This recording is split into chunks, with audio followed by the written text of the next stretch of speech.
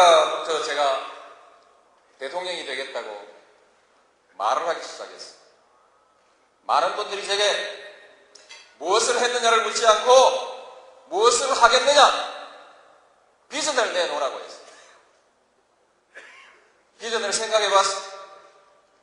제 마음에 가장 드는 비전, 그것은 전두환 대통령이 50대 내놨던 정의로운 사회였어요. 노태우 대통령이 내놨던 보통 사람의 시대도 상당히 매력 있는 비전이었어요.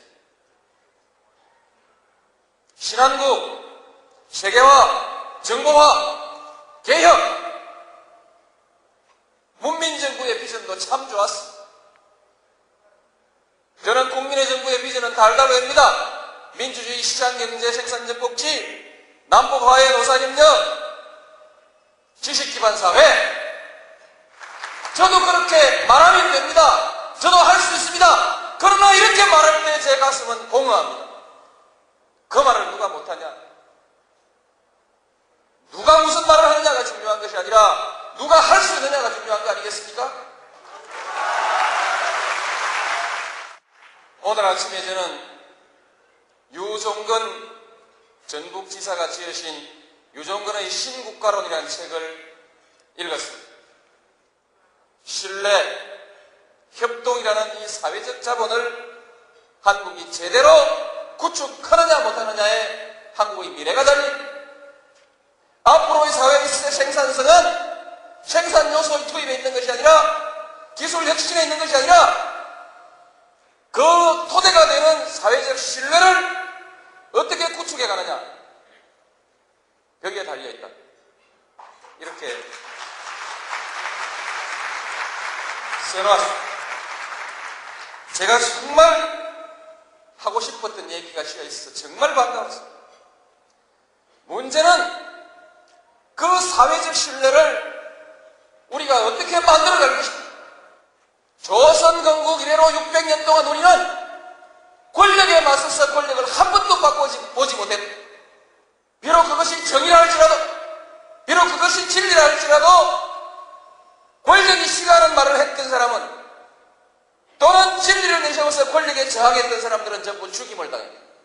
그 자손들까지 멸문지화를 당했다. 폐가 망신했다. 600년 동안 한국에서 부귀영화를 누리고자 하는 사람은 모두 권력에 줄을 서서 손바닥을 비비고 머리를 조아려야 했다. 그저 밥이나 먹고 살고 싶으면 세상에서 어떤 부정이 저질러져도, 어떤 무리가 문 앞에서 벌어지고 있어도, 강자가 부당하게 약자를 짓밟고 있어도 모른 척하고 고개 숙이고 외면했어요. 눈 감고 귀를 막고 비굴한 삶을 사는 사람만이 목숨을 부지하면서 밥이라도 먹고 살 수 있던 우리 600년의 역사, 제 어머니가 제게 남겨주었던 제 가훈은 야이놈아, 모난돌이 정 만든다, 계란으로 밥이 치기다, 바람 부는 대로 물결 치는 대로 눈치보며 살아라. 80년대 시위하다가 감옥 간 우리의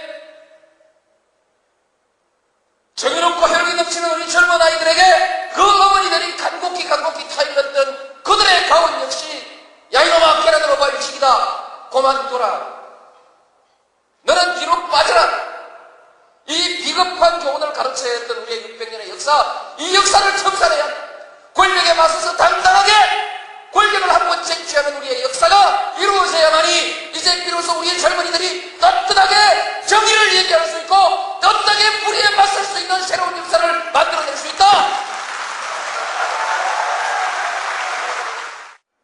저는 민주당의 후보가 되는 순간 국민들에게 정계 재편을 제안할 것입니다. 지금의 이 정치 구도로서는 싸움밖에 할 것이 없습니다. 지역끼리 싸우니까 국회의원들도 국회에 가면 지역끼리 싸워야 합니다. 싸우지 않는 국회의원은 자기 고향에서 인기가 떨어집니다.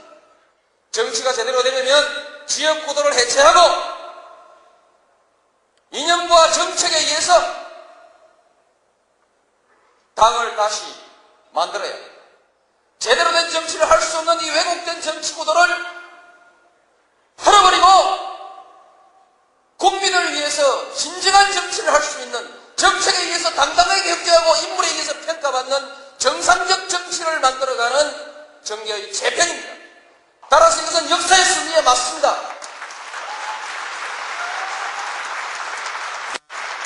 이 정계개편은 옛날 권력이 하던 정계개편과는 달리 뒷방에서 겁 주고 돈 주고 쑥덕쑥덕 하면서 밤중에 야반 도주하듯이 보따리 싸들고 이당 저당으로 도망가는 그와 같은 정계개편이 아니라 당당하게 국민들에게 제안하고 국민들의 지지를 받고 그리고 그 국민들의 심판을 받아서 지역의 유권자들이 명령하는 대로 국회의원들이 당당히 자기가 가야 할 곳을 찾아가는 정정당당한 정계개편이 될 것입니다. 많은 한나라당 의원들이 남북 대화와 화해를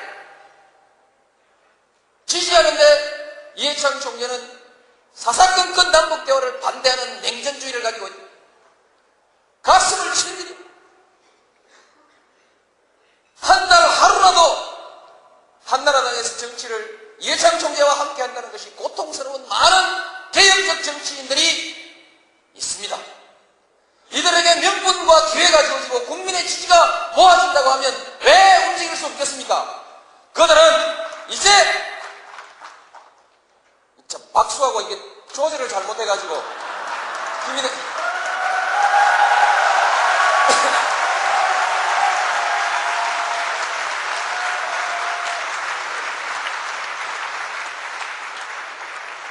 정계개편 하면서 지방자치 선거 치르고 정계개편 완성하면서 대통령 선거 치르고 2003년 2월 새 정부가 출범할 때에는 우리 민주당이 여대 국회로서 안정된 정치적 토대 위에서 이제 본격적인 개혁을 그리고 본격적인 남북 대화를 진행해 나갈 수 있는 그런 정당으로 그런 정부로 새롭게 출발하게 될 것입니다. 여러분, 1년 전에도 했고 올해도 하고 내년에도 해야 되고 우리가 일상적으로 집에 청소하듯이 조금씩 개량해야 되는 일이라면 저는 모든 것을 총리에게 맡겨야 된다고 생각합니다. 대통령은 아직 과거에 주먹으로 해결하던 우리 사회의 많은 갈등 해소와 조정의 문제를 직접 관장해야 합니다. 행정개혁과 재정개혁이라는 이 중요한 문제, 그리고 전략적 사업과제, 이런 문제만 전념해야 된다고 생각합니다. 그래서 권력을 나누는 수직적 피라미드가 아니라 수평적 네트워크로서 상호의 토론과 협력을 통해서 민주적으로 문제를 풀어가는 새로운 정치 모델을 한번 만들어 보이겠습니다. 그동안 제가 여러 차례 대통령 후보 경선에 나서겠다고 이렇게 선언을 해드렸는데 아직 공식이 아니라고 보는가 싶습니다. 그래서 오늘 공식 선언하냐고 자꾸 묻길래 공식한 공식이 어디 있냐고 그랬더니 공식으로 해야 신문에 써준대요. 그래서 오늘 이 얘기를 대통령 후보 경선에 나서는 공식 선언으로 받아들여 주시기 바랍니다. 이거